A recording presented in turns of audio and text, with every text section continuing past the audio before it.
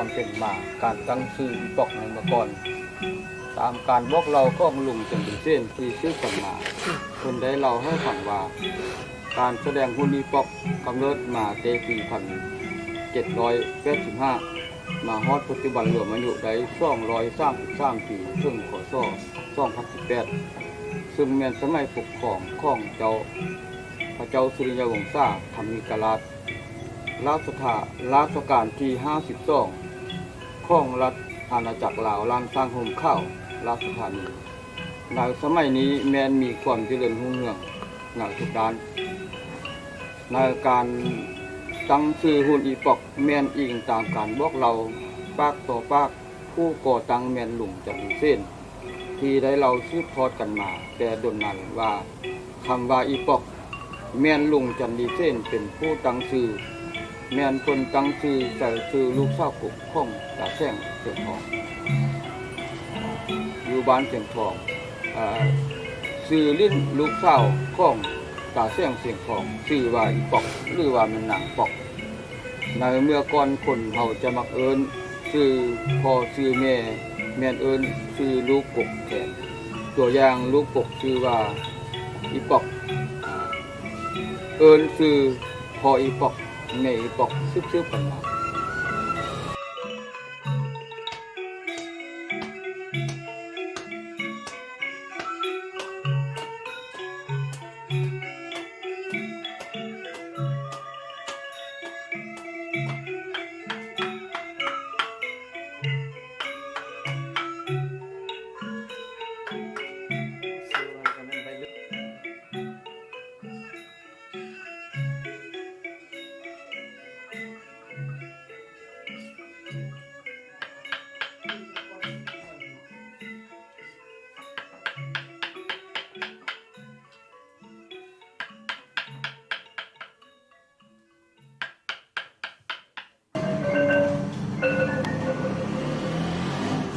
สบายดีแค่พูดเป็นเกียรติต่างหลาย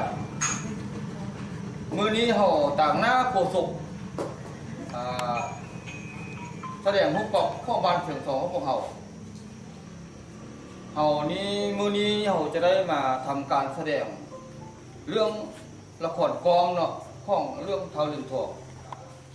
พญากุตมาศได้ปกครองเมืองที่สัตมามีมาได้หลายปีไทยน้อยลาสะดอนก็มีความอยู่เย็นเป็นสุขพูดเข้ายากป่าตังเปลี่ยนเหนือตลอดตาเนาะแต่ว่าเฮานี้ก็มีลูกชายผู้หนึ่ง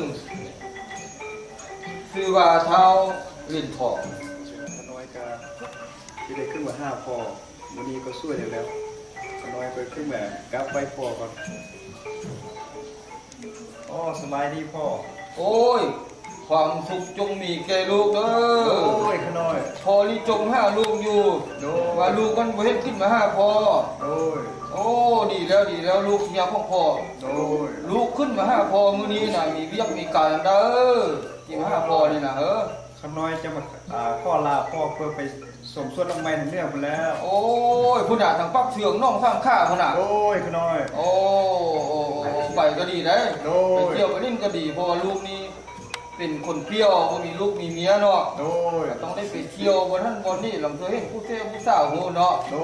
เอาพ่อนี่ก็ได้ลูกเพิ่นได้เนาะเนาะธรรมดาเนาะก่อนเราจะเสิร์ฟมุกปอกเนาะเพิ่นว่ามุกปอกหรือมุกปอกเนาะนี่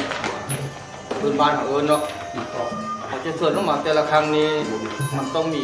ลำไว้เนาะเครื่องไว้มันจะมีมากแก้วปูขำปูหนึ่งก็มีเหล้าส้มแก้วก็มีข้าวบ้านห้าเยืองก็มีกล้วยไข่ส้มวีแล้วก็มีข้าวส้มนวย1,500แล้วหลังจากขนมก็มาเอามาเรียนไว้เป็นระเบียบเหมือนกันเอาปอกออกมาเรียนไว้ต่างที่ว่าเป็นท่านเป็นเที่ยวที่เราเรียนนั้นเนาะเล่นกันตรงนี้เรียนเป็นเที่ยวเราวันนี้เราก็จะส่วนความเบาเนาะเป็นภาษาบาลีเนาะ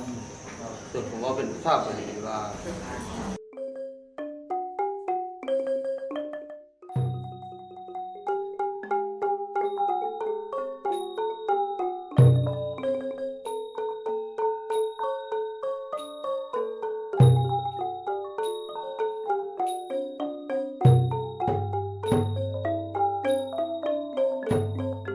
นะโมตัสสะภะคะวะโตอะระหะโตสัมมาสัมพุทธัสสะนะโมตัสสะภะคะวะโตอะระหะโตสัมมาสัมพุทธัสสะนะโมตัสสะภะคะวะโตอะระหะโตสัมมาสัมพุทธัสสะขัดฉะมุมหิโอกาสทิท่าหิพวกเจ้าจงออกมาขัดฉะมุมหิโอกาสเสติทิท่าหิพวกเจ้าจงออกมาขัดฉะมุมหิโอกาสเสติทิท่าหิพวกเจ้าจงออกมานักขัตตานักขพุตานังปปะกะหานิวาลานาปริตัสสานุภาเวนะหันตัวเดสังอุปตะเวนักขัตตานักขพุตานังปปะกะหานิวาลานาปริตัสสานุภาเวนะหันตัวเดสังอุปตะเวนักขัตตานักขพุตานังปปะกะหานิวาลานาปริตัสสานุภาเวนะหันตัวเดสังอุปตะเวโอผู้ข้าขอส่วนเจ้าผู้ออกมามาเพื่อว่าจะมาถ่ายทำให้พี่ให้น้องให้ผู้คนทั้งหลายได้เบิ่งได้สมโอ้ยะตัวบุหูบุเห็นได้ผิดพลาดประการใดขออภัยพวกท่านทั้งหลายพวกท่านทั้งหลายให้มีรักษาลูกษาหลานให้มีเดินอยู่ดีมีแห่งอายุวันโนทุกขังพลังเนอะมีแล้วก็สักเกเทวดาถ้าเป็นสักขีพยานอินพรหมยมราชาธิราชขึ้นมาเป็นพยานมานี้เดี๋ยวนี้ปัจจุบันนี้ข้อเสริมผู้ปอกนี้ออกมาดิ้นมาลิ้นมาฟ้อนมามวนอยู่ท่านที่ว่าเอาอยู่กันตามนี้เนาะออกมาลิ้นเสร็จแล้วหลังจากตื่นแล้วเรามีความเอิ้นเป็นภาษาบาลีเจ้าจงออกมาเนาะภาษาหลักแต่ว่าภาษาบาลีนั้นว่าคัจฉะมุนิอุปาเตติท่าหิแต่ว่าแปลแล้วแบบว่าเจ้าจงออกมาพวกเจ้าจงออกมาก็สร้างเสือหลังจากเรามันมีเสือยักษ์ส่วนพวกยักษ์นี่พวกคุณพิซซ่าจะมีความส่วนยิ่งต่างจะก็ถึงนักตัญญักษ์นั่นแหละจะดิ้นจะวอหยาบตัญญักษ์ภาพเสือออกมาลิ้นมาเกี่ยวมามวนแล้ววันนี้เขาเพราะว่าเป็นผู้เฮ็ดผู้ทำหลังเทือก็มีการผิดพลาดเนาะพลาดจนว่าโอ้อันนั้นพออันนี้บ่พอบ่อันนั้นเรืออันนี้บ่พอบางทีก็ผิดพลาดประการเด้อขอโทษขออภัยพวกผู้ที่พิซาทั้งหลายเนาะเขาก็เว้าไปตามที่ว่าครูบาอาจารย์ที่ว่าผ่าเฮาเฮ็ดเฮาทำเนาะต้องเว้าไปตามหลังจากเราก็มีการฝ่ายเล่าของมักแก้วผู้คำมันไปจุกสะเล่ามันไปจิสะศพเข้าเตละหยักแต่ละตัวจิสะศพมันว่าโอ้เฮาพวกเจ้าเฮาเราคบมากินมีเหล้ายาปลาแป้งมีข้าวต้นอ่อนหวานมีเครื่องกบป้องกินมีเครื่องเคี้ยวของสั่นอยู่นี่เฮามาคบมากินมาม่วนมาซื่นมาม่วนมาซื่นพวกเขาสั่นของสีเราหลังจากกันเอาจุกสะศพแต่ละตัวแล้ววันนี้มันทั้งหลายมันหมู่บริวารทั้งหลายเขาจะจุกแต่ละตัวมันจะเป็นการพักษาเสียเวลาจะได้อมเหล้าทั่วเนาะเป็นทั่วถึงกว่าที่ว่าจุกเนาะทางไปจะพูเล่าไปดีๆซะแล้วเขาจะเอาตู้ที่ว่ามันเป็นมีอำนาจอยู่นะฮะเนาะหัวหน้าเขาเจ้านี่หัวหน้าเขาเจ้าของนี่มียักษ์3-4ตัวมีอำนาจจะมาฟ้อนกินก้อนเนาะกินก้อนหมูเนาะฟ้อนกินก้อนหมูแล้วหลังจากกันฟ้อนหยับไปแล้วฟ้อนสั้นๆดอกเท้าน้ำเท้านี่ก็มีช่องโตหนาก็มีช่องโตเนาะกะเฉียนลงมันก็ว่าเอาต้องเลยเซฟใบขู่เหมือนใบขู่ถ้าเข้าพวกอันที่ว่าพวกผู้บอกนี่เพิ่มมาผมกินทั่วหน้าทั่วตากันกินนี้น่าสัปดาห์แล้วเขาก็เข้าเลิกก่อนข้อเลิกคือเราพวกทานพวกข้าพเจ้ากับเอ็ดมือวางมันนี่เนาะเลิกออกมาแล้วข้อเลิกที่เลิกเดียวคนนั้นมาคุกมากินมีพยานแล้วก็เขาให้น้องฉันน้องเที่ยวกันความรู้ดีกับว่าอ่อนนะเนาะนี่มันมีกรเนาะกรแต่ผู้กองจะเปลี่ยน วยไม้ของไม้เนาะครับสุจริงนี่เนาะถ้าผิดถ้าลงเนาะเราจะไปเรียนที่เราเรียนต่อไปเรียนเราจะมาเบิ่งนี่เนาะเขาจะเอามือเบิ่งขั้วมือเบิ่งซ้ายนี้จับตัวเคียงเนาะจับตัวเคียงตั้งเที่ยงตั้งเที่ยงให้มันซื้อตรงๆตั้งเที่ยงนี่แต่ว่าเขาก็ยืนปินหน้าไปเบิ่งอันนี้นี่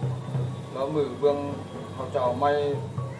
มือเบิ่งขั้วเนาะเบิ่งขั้วนี่กายเบิ่งซ้ายเนาะกายเบิ่งซ้ายแล้วมือระหว่างนิ้วโป้งนิ้วชี้นิ้วกลางจะเล่นอยู่เบิ่งขั้วเนาะมือเบิ่งขั้วนี้สามารถปิ้นได้เลยเพราะว่ามันเป็น3 นิ้วเลย3 นิ้ว2 นิ้วนี้พอติ่งไปนิดนึงแต่ว่าที่พันตรงนี้เบิ่งขั้วนี้อาจจะบ่ได้เพราะว่ามือบ่ได้มี6 นิ้วมีแต่5 นิ้วเนาะ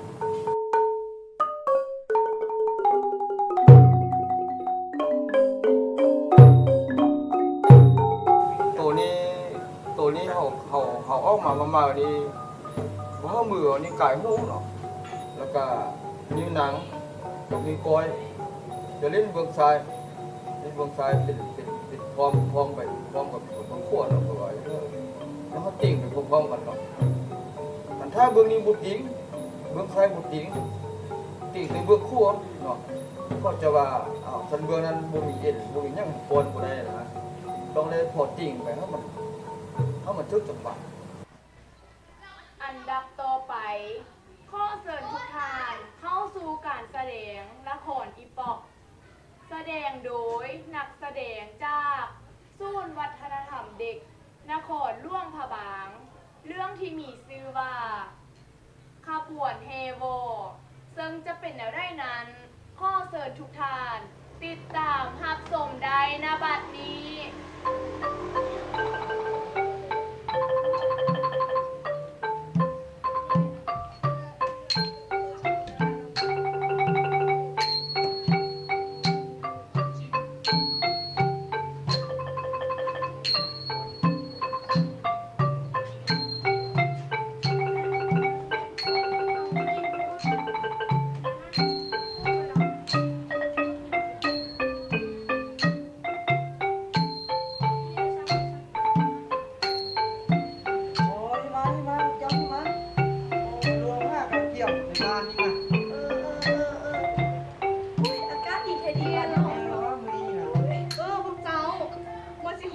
ปีใหม่เหล่าจะได้นอนนี่เป็นแล้วได้ห้ากาเกียมมันจะบอกกะซี่เอ้ยค่อยเกียบแล้วลุงจันเด็กเกียบแล้วละบอค่อยก็เกี่ยวเหมือนแล้วแหละเรื่องวัดเรื่องว่าน่ะบ่ถ้าเป็นห่วงแหละสั้นเขาก็เกียบแล้วเหมือนแล้วแหละมีเต้ในบ้านนี่ว่าอีวานเดี๋ยวได้ทั้งเฮานี่นะ แม่เราว่าอย่างเว้นน้อยตาเที่ยว เห็นเลยเรานี่นะ เว้าแล้วก็มาพร้อมนี่ สบายดีในบ้าน เอาสบายดีเท่าแก่แนวโฮมหมดทุกคนโอ้มอยฮอดบุญละกันหน้าตาบ่ได้ก็แจ่มใสดีเนาะเอาเป็นได้เวียกบานการซองนี้5กะเกียมไปฮอดใส่แล้วลองเว้าฟังมึงดูเรื่องเท่าแก่แนวโฮมน่ะบ่ถ้าเป็นห่วงเลยในบ้านเอ้ยว่าแต่ว่าเรื่องเท่าแก่เขาไม่ยิ่งอีเด้เป็นเอาได้โอ้ยบ่ต้องเป็นห่วงอันเรื่องมักบอกมักเบ่งนั่นน่ะพอค่อยห้างกะเกียบเรียบร้อยไปเบิดแล้วแหละเนาะปาซี่เนาะแล้วหมดแล้วสันก็ดีแล้วบักจอยเด้ไปกองมันแกล้งน่ะไปฮอดซะแล้วเรื่องกล่องน้ำแกงก็บ่ถ้าเป็นห่วงเลยเด้อค่อยก็ได้5ก็เก็บไว้หมดแล้วนั่งกล่องก็คิงปัดแก้มผู้เจ้ามาเนี่ยงอนแท้ปีนี้นะงอนแท้เอาสันก็ดีเอาสังกาเขาก็กลับบ้านกลับซองไปห้างหน้ากาเกียมมันแล้วเด้อโดยไปสังกาไปเกี่ยมเศร้าจงยิ้มแย้มบอเนี่ยไปเห็ดข้าวน้ำแกงให้ลูกสาวนี่นะปีนี้นะ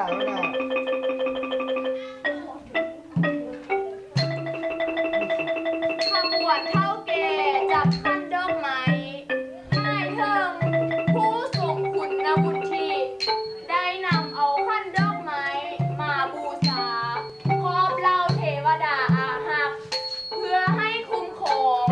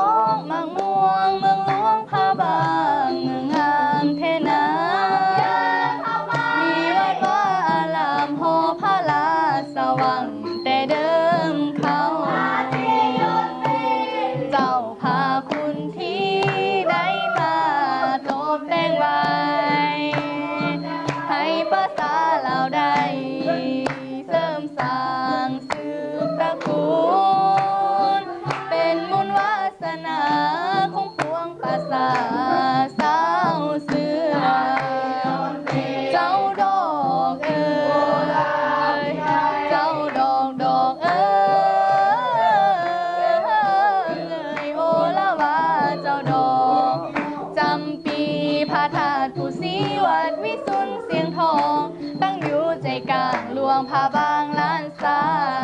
ง เอ้ยเจ้าแก้มมาแก้มอ่อนๆลวงพาบางอ่อนสอนน้ำคองน้ำขานไหลผ่านกัน เ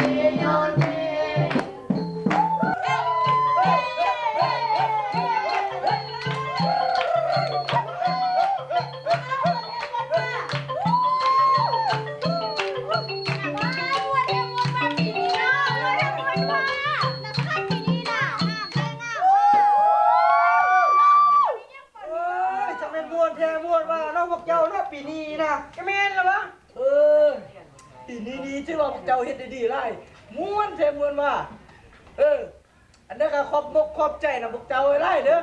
ชื่อว่าปีนี้ม่วนกว่าแต่ละปีเลยโอ้แม่เอ้ยว่าแต่ว่าซื้อปลาซี่เฮือนค่อยเด้อตอนแรกนี่นะในบ้านเลยเด้ต้มไก่ในบ้านเด้อสังกาผ่านกลับบ้านกลับซองเด้ออย่าลืมเด้อมื้อแรกเด้ออย่าลืมเด้อปลาซี่เฮือนค่อยเด้อ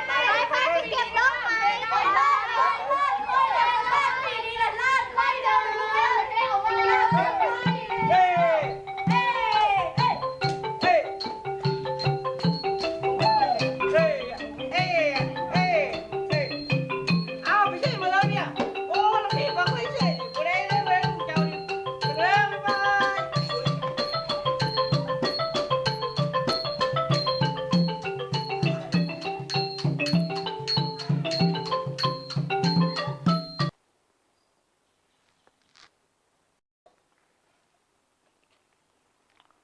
นะโมตัสสะภะคะวะโตอะระหะโตสัมมาสัมพุทธัสสะนะโมตัสสะภะคะวะโตอะระหะโตสัมมาสัมพุทธัสสะนะโมตัสสะภะคะวะโตอะระหะโตสัมมาสัมพุทธัสสะอาคัจฉาหิพวกเจ้าจงเข้ามาอาคัจฉาหิพวกเจ้าจงเข้ามา